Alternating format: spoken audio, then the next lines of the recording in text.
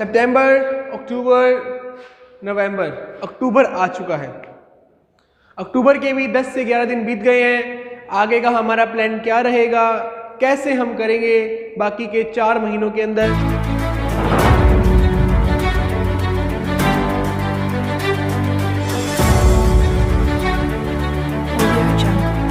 So hey guys, this is your boy Abhay Vatheja and आज मेरे पास बहुत सारे मैसेजेस आ रहे थे कि हम आगे के बचे हुए 4 महीनों में क्या करें, कैसे करें हम सिलेबस को ताकि हम 95% जो हमारा टारगेट है वो अचीव कर पाएँ। तो मैं बच्चों की फरमाइश पे एक वीडियो लेके आ गया हूँ एंड हमारे पास 12th क्लास के अगर देखा जाए मोटे तौर पर अक्टूबर के 20 दिन मान लो, नवंबर पूरा, दिसंबर पूरा, जनवरी पूरा।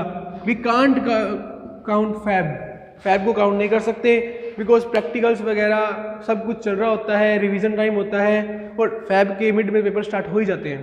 तो हमारे पास मोटे तौर पर बचे हैं लेस देन 4 मंथ्स, 4 महीनों से भी कम टाइम है हमारे पास। अब हम कैसे करेंगे, कैसे हम जीरो से हीरो, अगर अभी भी आपने कुछ शुरू नहीं किया है तो भी आप 95% के टारगेट तक जा सकते हैं।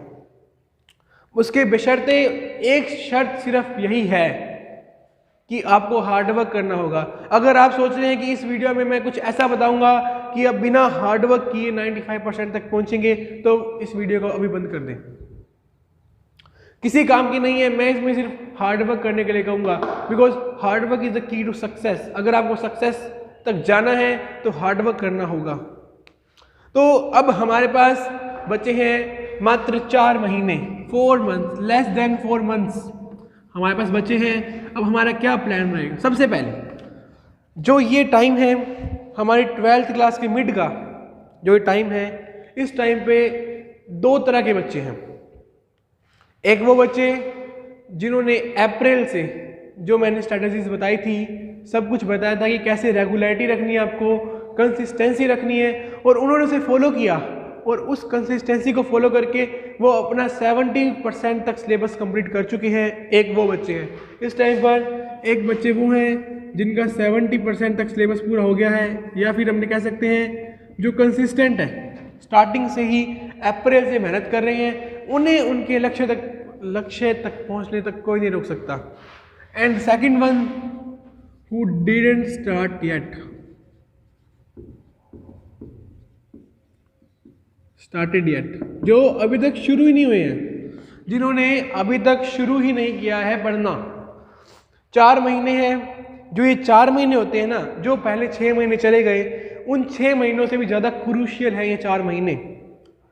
अगर आपके ये 4 महीने डिसाइड करेंगे कि आगे आप बोर्ड एग्जाम में आपका परफॉर्मेंस कैसा होगा। सो इनको वेस्ट नहीं करना।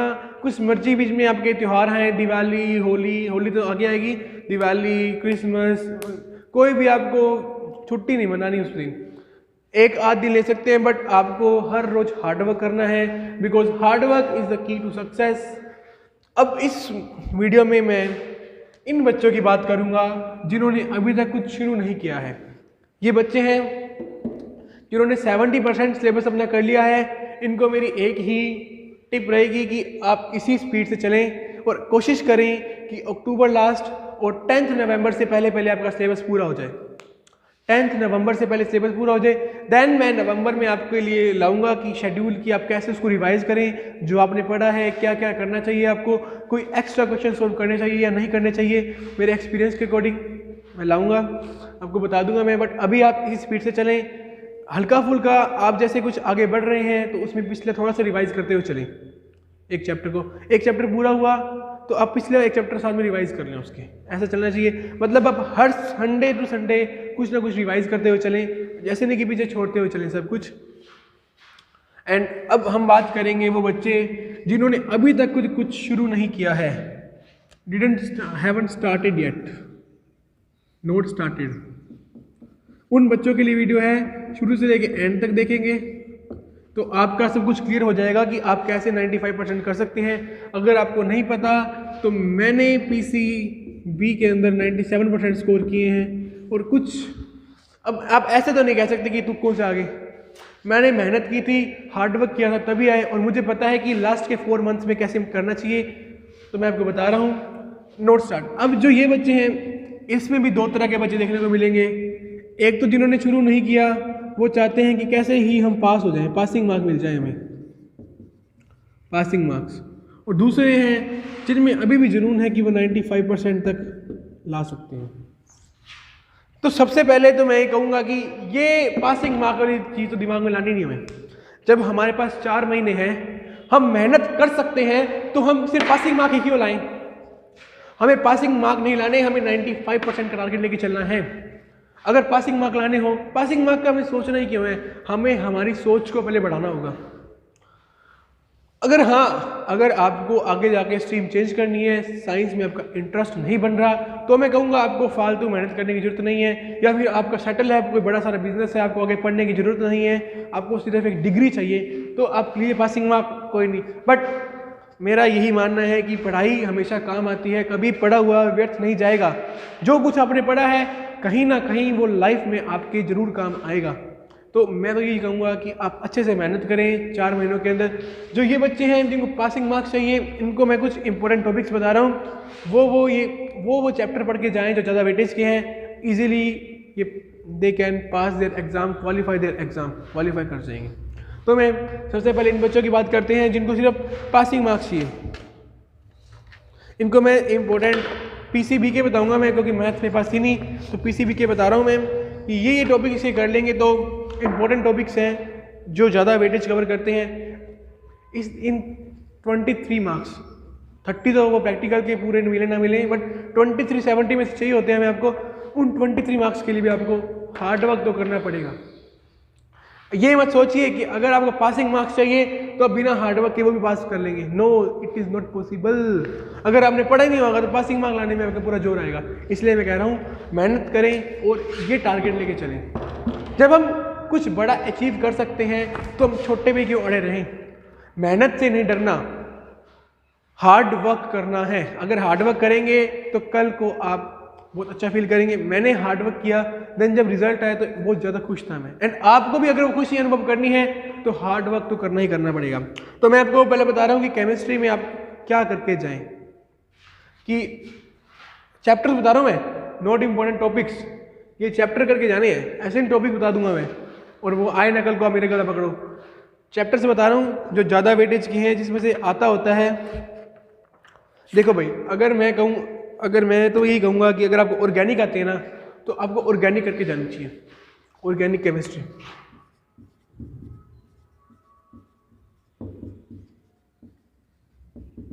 ऑर्गेनिक केमिस्ट्री करके जाओ। ऑर्गेनिक केमिस्ट्री की 28 नंबर की ऑर्गेनिक है, और इसके बाद 2 चैप्टर भी कम है।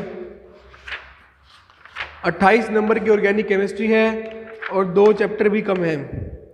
तो क्योंकि देखो ऑर्गेनिक केमिस्ट्री है, 3 नंबर का एक मैकेनिज्म तो आएगा ही आएगा। तो फर्स्ट ऑफ ऑल आपको वो मैकेनिज्म रट लेना है। मैकेनिज्म, आपको मैकेनिज्म याद कर लेना है। देन बायोमोलिक्यूल्स भी आपका ऑलमोस्ट खत्म हो चुका है, मतलब इसके अंदर जो मेन टॉपिक स्ट्रक्चर्स वगैरह थे वो हटा दी गई हैं, तो आप इजीली कर सकते हैं। Aldehyde, ketone, alcohol, phenol, ether और एल्कोहल, ये 3 चैप्टर और एक अमाइंस, 4 चैप्टर बचे। अमाइन भी आधा चैप्टर आ रहा है आपके, तो बहुत मतलब आप ऑर्गेनिक करके जाएंगे, सफिशिएंट है। लिखा हुआ है 28 मार्क्स की आएगी। तो और इसमें सीधे क्वेश्चन आएंगे, लैंग्वेज बनाए हुए या रिएक्शंस आएंगी। अगर आपको रिएक्शंस याद हो रही हैं तो बहुत अच्छी बात है, और पासिंग मार्क्स ही चाहिए तो ऑर्गेनिक केमिस्ट्री आपको करके जानी है। और अगर आपसे ऑर्गेनिक नहीं होती, क्योंकि बच्चे डरते हैं ऑर्गेनिक से, तो भाई मैं तो ये बोलूँगा ऑर्गेनिक नहीं हो रही ऑर्गेनिक के, बट आपको मैकेनिज्म तो करके जाना ही जाना। जो चीज़ हमें पता है कि कंफर्म आएगी ही आएगी, उसमें हम क्यों अपने मार्क्स कटवाएं? जब हमें पता है 3 नंबर फ्री के मिल रहे हैं हमें, तो हम ये करके जाएंगे ऑर्गेनिक केमिस्ट्री। और ऑर्गेनिक केमिस्ट्री एंड देन और आप उसके, और ऑर्गेनिक नहीं होती आपसे, तो आप जो करके जा सकते हैं, फिर आपको देखो अगर अब मेहनत तो करनी पड़ेगी। अगर ऑर्गेनिक नहीं हो रही तो आपको सॉल्यूशन, केमिकल काइनेटिक्स और इलेक्ट्रोकेमिस्ट्री पे फोकस करना पड़ेगा, क्योंकि वो चैप्टर हैं 23 मार्क्स तक के आते हैं। सॉल्यूशन, इलेक्ट्रोकेमिस्ट्री, केमिकल काइनेटिक्स, ये 3 चैप्टर करेंगे आप, 15 मार्क्स तक के ये 3 चैप्टर आते हैं। और ये चैप्टर कोई हार्ड नहीं है, न्यूमेरिकल बेस्ड चैप्टर है, डायरेक्ट फॉर्मूला बेस्ड क्वेश्चन आते हैं इसके ऊपर, तो वो 3 चैप्टर आपको करके जाने पड़ेंगे।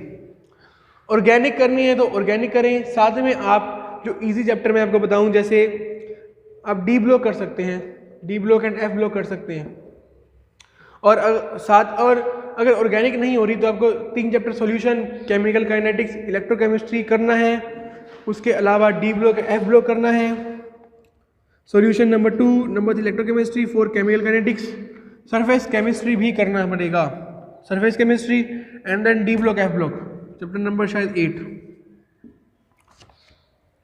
एंड अमाइंस, ये चैप्टर करने पड़ेंगे, तो आपके 23 मार्क्स तक आ सकते हैं। अब मैं इतने सारे चैप्टर इसलिए बता रहा हूँ क्योंकि अगर आप ये पढ़ के गए और इसका वो क्वेश्चन आ गया जो आपको नहीं आता तो क्या करोगे आप, इसलिए 2-3 चैप्टर एक्स्ट्रा, बट आपको अगर पासिंग मार्क्स चाहिए केमिस्ट्री के अंदर तो ये सब चीज़ें करके जानी है। And now it's turn to physics, physics की बारी। और फिजिक्स में मैं सिर्फ एक बात बोलूँगा, कहाँ गया डस्टर, फिजिक्स में मैं सिर्फ एक बात बोलूँगा, वहाँ बात करते हैं 95 वालों की भी हम, इनको तो वही सारा कुछ पढ़ना है, मैं बताऊँगा कि कैसे पढ़ना है। और फिजिक्स की बात करते हैं, फिजिक्स में चाहे आपको 95% चाहिए, चाहे 100% चाहिए, चाहे 33% चाहिए, कितने मर्जी चाहिए आपको, आप जो हम सब बच्चे एक गलती करते हैं कि हम एक चीज़ को इग्नोर करते हैं। हम स्टार्टिंग में तो फुल जोश और होश से फिजिक्स को पढ़ते हैं, बट आगे जैसे जैसे बढ़ते हैं धीरे धीरे हमारा जो होता है, कहते हैं एनर्जी होती है, वो धीरे धीरे लो होती जाती है और हम नहीं पढ़ पाते उसको अच्छे से। बट एक chapter semiconductor and electronic devices, ये चैप्टर अकेला 7 मार्क्स का चैप्टर है, 7 मार्क्स, कोई छोटी मोटी बात नहीं है, 7 मार्क्स का चैप्टर है। अगर आपको फिजिक्स में कुछ मर्जी छोड़ के जाओ, कुछ मर्जी समझ नहीं आ रहा, बट सेमीकंडक्टर हर हालत में करके जाना है। 7 नंबर का चैप्टर आएगा ये, सेमीकंडक्टर एंड इलेक्ट्रॉनिक्स, आपको ये पूरा चैप्टर करके जाना है। आपके चैप्टर वैसे भी कम हो गया है, हमारे कम हुआ था, बट आपके और ज़्यादा कम हो गया है। सो आपको ये चैप्टर तो करके जाना ही जाना है, semiconductor and electronic devices. And then the simplest chapter, आपको इसके साथ साथ जो लास्ट के ये 4 चैप्टर है ना, हम सोचते हैं इजी चैप्टर हैं, बच्चों के चैप्टर हैं, बट ये चैप्टर में ही मार्क्स करते हैं बच्चों की, तो आपको ये चैप्टर अच्छे से करके जाने हैं। 11, 12, 13 एंड 14, दीज आर 4 चैप्टर्स जो आपको 19 मार्क्स का पेपर करवाएंगे, 19 मार्क्स। वैसे तो रे ऑप्टिक्स, वेव ऑप्टिक्स जो है वो भी मैं आपको बोलता कि आप वो करके जाएं, बट वो टिपिकल पड़ती है तो मैं नहीं बोलूँगा कि वो करें, बट आप 11, 12, 13 एंड 14 चैप्टर करें। और चैप्टर नंबर 8 इलेक्ट्रोमैग्नेटिक वेव्स, उसमें आपको स्पेक्ट्रम सारा याद होना चाहिए कि कौन सी लाइट पे क्या है, उसका क्या यूज होता है, कौन सी लाइट वेव का उसकी वेवलेंथ क्या है, फ्रीक्वेंसी क्या है, ट्रिक्स होती हैं इसकी बहुत सारी, आप यूट्यूब पे सर्च करेंगे आपको मिल जाएंगे ट्रिक्स, आपको वो याद करके जाना है इलेक्ट्रोमैग्नेटिक वेव से। उसके बाद आते अल्टरनेटिंग करंट, अल्टरनेटिंग करंट के अंदर से आपको पूरा चैप्टर ही करना पड़ेगा ये अगर करेंगे तो। इलेक्ट्रोमैग्नेटिक इंडक्शन, इसके बाद मैं बोलूँगा मैं फिजिक्स में आपको ज़्यादा चैप्टर बताऊँगा, पहली बात सुन लो। फिजिक्स में क्वेश्चन घुमा फिरा के आते हैं, पर ऐसे नहीं है कि आपने वो चैप्टर किया है तो आपको वो क्वेश्चन आते ही होंगे। सो इस वहम में मत रहना। फिजिक्स का पेपर एक अलग लेवल का पेपर होता है। जब आप पेपर देख के आएंगे तो आपको लगेगा कि आपका कुछ नहीं बन रहा, आप डूब गए हैं। आपको अच्छे से तैयारी करनी है ताकि हमें वो फीलिंग ना आए। 6 इलेक्ट्रोमैग्नेटिक इंडक्शन, एक छोटा सा चैप्टर है, ये चैप्टर करना है आपको। सेमीकंडक्टर 100% करना है, इलेक्ट्रोमैग्नेटिक इंडक्शन करना है, इसका स्पेक्ट्रम करना है, और मैं बताऊं तो आपको एंड उसके बाद आता है मैग्नेटिज्म एंड मैटर। इसके अंदर आपका ऑलमोस्ट सब कुछ कैंसिल हो चुका है। Chapter number 5 magnetism and matter के अंदर आपको पैरामैग्नेटिक, डायमैग्नेटिक, फेरोमैग्नेटिक जो प्रॉपर्टीज हैं इनकी, वो प्रॉपर्टीज करके जानी है। उस पर MCQs आपके आ रहे हैं, तो 1 या 2 नंबर का उसमें क्वेश्चन आ सकता है। तो प्रॉपर्टीज करनी है, पैरामैग्नेटिक, फेरोमैग्नेटिक और डायमैग्नेटिक की। एंड उसके बाद मूविंग चार्जेस एंड मैग्नेटिज्म। आपके साइक्लोट्रॉन हट चुका है तो मैं वो बोलता आपको कि साइक्लोट्रॉन करके जाएं आप। एक आपके चैप्टर नंबर 6 में और 7 के अंदर एक ट्रांसफार्मर है और एक जनरेटर, एसी जनरेटर है, आपको वो करना है, जनरेटर एंड ट्रांसफार्मर। जनरेटर और ट्रांसफार्मर करना ही करना है, जनरेटर और ट्रांसफार्मर करना है। और उसके बाद आता है अपना करंट इलेक्ट्रिसिटी। करंट इलेक्ट्रिसिटी के अंदर पोटेंशियोमीटर, मीटर ब्रिज, ये करके जाना है। चलो मैं एक बार कहता हूँ आपके लिए इतना बहुत हो। अगर आपको 23 मार्क्स चाहिए ना तो दिस इज सफिशिएंट। बट मैं तो यही बोलूँगा, अभी भी यही बोलूँगा कि आपको 33% का ही टारगेट क्यों रखना है। हमें थोड़ा बड़ा सोचना चाहिए, बड़े लेवल पे बड़ा टारगेट होना चाहिए। तो आपको अगर 23 मार्क्स ही चाहिए तो ये सफिशिएंट होगा आपके लिए। इसको नोट कर लें एक अलग पे। केमिस्ट्री का जो बताया मैंने, एंड जो बायोलॉजी का जो फिजिक्स का बता रहा हूँ मैं, सेमीकंडक्टर हर हालत में करना है, इलेक्ट्रोमैग्नेटिक इंडक्शन करना है, atom, nuclei and dual nature of radiation करना है, स्पेक्ट्रम करके जाना है। अब 4 महीने में आप ये तो कर ही सकते हैं। ये मैं वैसे बताऊँ ना, अगर आप आइडियली पढ़ें तो ये सारा ना 12 से 15 दिन के बीच में हो सकता है चैप्टर ये पूरा। उतने भी नहीं लगेंगे, वो ज़्यादा बता दिया मैंने। 12 से 15 दिन का सिलेबस है ये, और आपको 4 महीने में करना है ये। इनके क्वेश्चन सॉल्व करने हैं, इनके आपको लगाने हैं, क्योंकि आप इतना सा पढ़ रहे हैं, कंसेप्ट आपके स्ट्रॉन्ग नहीं होंगे तो आपको क्वेश्चंस भी लगाने हैं इनके। अगर आप क्वेश्चंस नहीं लगाएंगे तो आपसे ये नहीं होने वाला। 12 से 15 दिन का सिलेबस है, इसको आपको 4 महीने ऑलमोस्ट 100 के प्लस डेज में करना है। तो देख लो क्या एवरेज आ रही है, क्वेश्चन अच्छे से लगाएंगे तो easily you can pass the exam, pass कर पाएंगे। अब बात करते हैं बायोलॉजी की।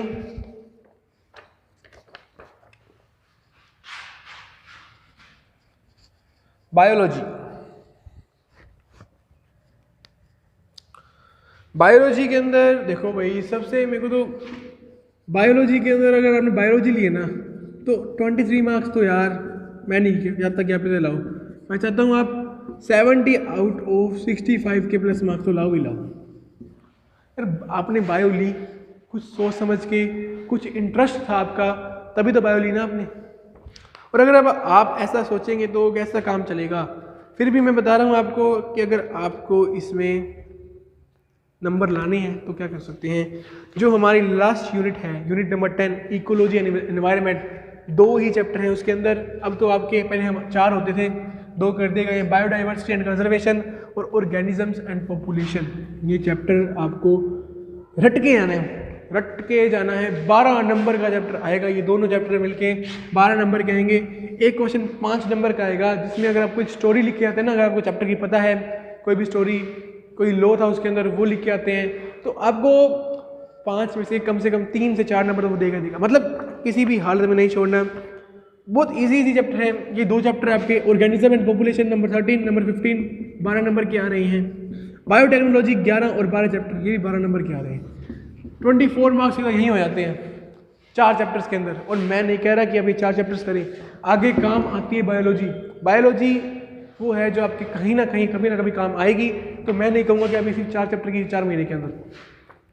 आगे भी क्या है, biology and human welfare. I think आपके चैप्टर काट दिया गया है, अभी देख लेते हैं। यस, काट दिया गया है। तो आगे बसते हैं चैप्टर नंबर 8 और 9, 8 और 10। 14 नंबर के आ रहे हैं यार, क्या करोगे। बायोलॉजी करनी है, पूरी करनी है। मैं आपको नहीं कहता कि बायोलॉजी आप सिर्फ 23 नंबर की करें। अरे 4 महीने हैं, 4 महीने, 15 दिन में फिजिक्स का कंप्लीट हो रहा है सिलेबस। अगर यहाँ हमारे परसेंट बढ़ेंगे, अगर ये कर लिया हमने, हमारे परसेंट बढ़ेंगे। क्या है, इकोलॉजी आपको नहीं आती क्या? बचपन से पढ़ते हैं, एनवायरमेंटल सब कुछ वो है, थोड़ा सा अलग है, थोड़ा सा हाई लेवल का आएगा, बट बिल्कुल इतना भी हाई लेवल का नहीं। 12 नंबर के 2 चैप्टर। बायोटेक्नोलॉजी 2 चैप्टर एक दूसरे से इंटर रिलेटेड, छोटे छोटे चैप्टर। एक इसमें सिर्फ एक प्रोसेस है, ओनली एक प्रोसेस, रिकॉम्बिनेंट डीएनए टेक्नोलॉजी की, 12 नंबर का आ रहा है। Human and health and disease, बीमारियां पता है आपको क्या होती है? निमोनिया, टाइफॉइड, डेंगू, वो चीज़, एड्स, HIV, वो है इसके अंदर। और यहाँ पे ह्यूमन हेल्थ एंड, दही कैसे बनता है? ईस्ट से ब्रेड वाला, ये सब काम है। 14 नंबर का आ रहा है, 12 24 24 और 14 38 नंबर का यही हो रहा है।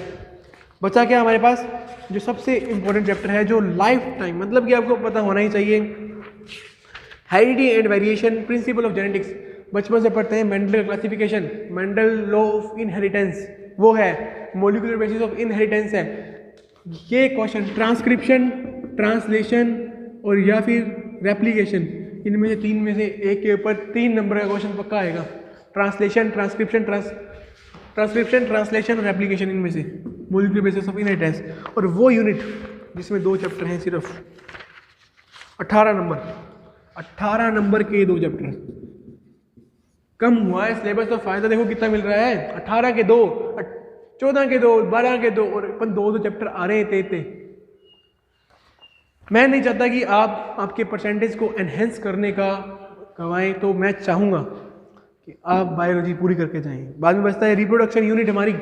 यार इसमें तो मैं क्या ही बोलूँ, ये यूनिट आपको फ्लावर्स का छोड़ो, ह्यूमन रिप्रोडक्शन करें आप, नंबर 4 चैप्टर और नंबर 3 चैप्टर करें, कम से कम 14 का है तो कम से कम 6 से 5 नंबर का तो आएगा ही आएगा। तो देख लो भाई, ये आपको बायोलॉजी में करके जाना ही जाना है। अब बात करते हैं हम जो 95% से ऊपर जिनको चाहिए, कैसे वो 0 से पूरा हीरो बन सकते हैं। ये तो था कि 23 मार्क्स वालों की वो क्या क्या करें, जिनको 23 मार्क्स चाहिए। अब बात करते हैं जिनको 95% चाहिए। देखो भाई, सीधी बात, नो बकवास, you have to do hard work. आपको हार्ड वर्क तो करना पड़ेगा, हमें हार्ड वर्क करना है और पीछे नहीं हटना उससे। रेगुलर ये अगर हम 120 दिन हार्ड वर्क कर लेंगे ना, मेहनत करेंगे, उसका फल हमें जो मई में जब रिजल्ट आएगा तब मिलेगा। तो हमें हार्ड वर्क करना है। अब कैसे पढ़ना है?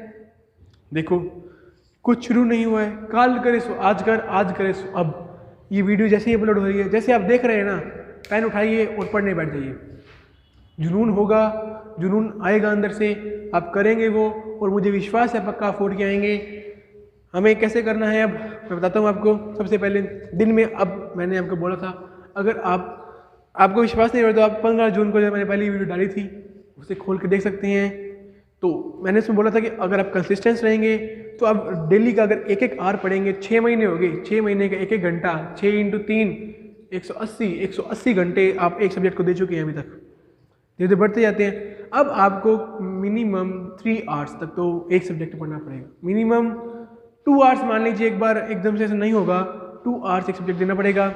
अब आपका ये टारगेट होना चाहिए, जैसे हमारे फिजिक्स में कितने चैप्टर हैं, फिजिक्स में हमारे हैं 14 चैप्टर्स हैं, तो उन 100 दिन को 14 चैप्टर से डिवाइड करें। 100 डेज 14 से डिवाइड करें, आप कर लो भाई। मैं बायो का बच्चा हूँ, मैथ मेरी वीक है। ऑलमोस्ट 12 13 100, ऑलमोस्ट 10 दिन मान लेते हैं भाई अपने। 14 चैप्टर है, 100 से डिवाइड करें, 10 भी नहीं होगा, 8 डेज मान लेते हैं मिनिमम 8 डेज, क्योंकि रे ऑप्टिक्स बड़ा है, वेव ऑप्टिक्स टिपिकल है, जो फिजिक्स चैप्टर बड़े होते हैं हमको पता है, जो लास्ट के चैप्टर वो छोटे होते हैं। तो आपको टारगेट लेके चलना है कि 8 दिन में हमारा देखो घंटों में कभी पढ़ाई को नहीं गिनना। पहली तो पढ़ाई एफिशिएंसी से होनी चाहिए। आप घंटे गिनेंगे, आप 2 घंटे पढ़ रहे हैं और टॉपिक एक कवर कर रहे हैं तो उस 2 घंटे का कोई फायदा नहीं है।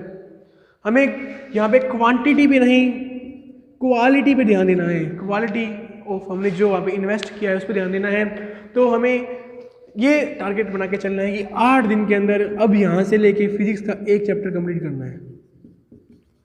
8 दिन में फिजिक्स का एक चैप्टर हमारा पूरा होना चाहिए। किसी भी हालत में हमें रो के घिस के पिट के कैसे करना है, 8 दिन में एक चैप्टर पूरा करना है। उसी तरह केमिस्ट्री में हमारे पास बचते हैं चैप्टर है वैसे 16 आई थिंक, 13 बचते हैं। केमिस्ट्री में भी सेम वही, 8 दिन के अंदर एक चैप्टर पूरा करना है, देख सकते हैं आप। और बायोलॉजी, अगर आपके पास बायोलॉजी है, मैं इंग्लिश और फिजिकल एजुकेशन का जिक्र नहीं कर रहा, क्योंकि इंग्लिश में अगर आप पेपर से 1 महीना पहले भी रोज़ का एक चैप्टर करना शुरू करेंगे ना, उसकी वीडियो देखेंगे यूट्यूब पे, एनिमेशन कोई भी वीडियो देखेंगे तो इजीली आप कर सकते हैं। और फिजिकल में भी।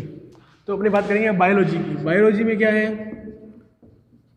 बायोलॉजी के अंदर हमारे पास चैप्टर है 2 4 6 8 चल 12 चैप्टर हैं। 8 दिन, मैं कहता हूँ ये 8 दिन क्या, आप 4 दिन में एक चैप्टर करें बायोलॉजी का, बहुत इजी। यार बायोलॉजी में चैप्टर करने में कोई टाइम नहीं लगता, याद करने में टाइम लगता है।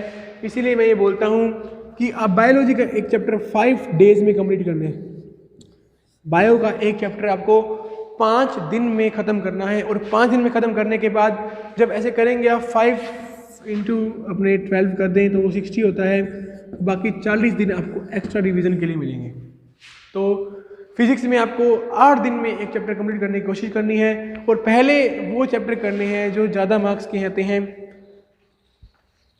मैं बताऊँ आपको, अगर 95 मार्क्स चाहिए ना आपको, तो आपको जो ये एटम, न्यूक्लियाई, सेमीकंडक्टर है, ये चैप्टर आप थोड़ा लास्ट में शुरू करें एंड इनको जल्दी से जल्दी ख़त्म करने की कोशिश करें, और स्टार्टिंग से लग जाएं आप।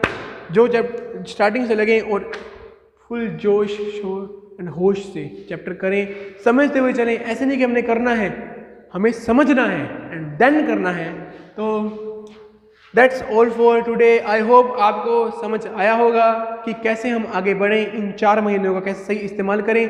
अगर ये 4 महीनों में आपने सही इस्तेमाल कर लिया, देन आपके रिजल्ट वाले दिन आपकी खुशी देखने वाली होगी, और मैं भी चाहता हूँ कि आपके चेहरे पे वो मुस्कान हो। सो थैंक यू गाइस, मिलते हैं अगली वीडियो में। Bye bye and all the best. अच्छे से यूज़ करें इन 4 महीनों का।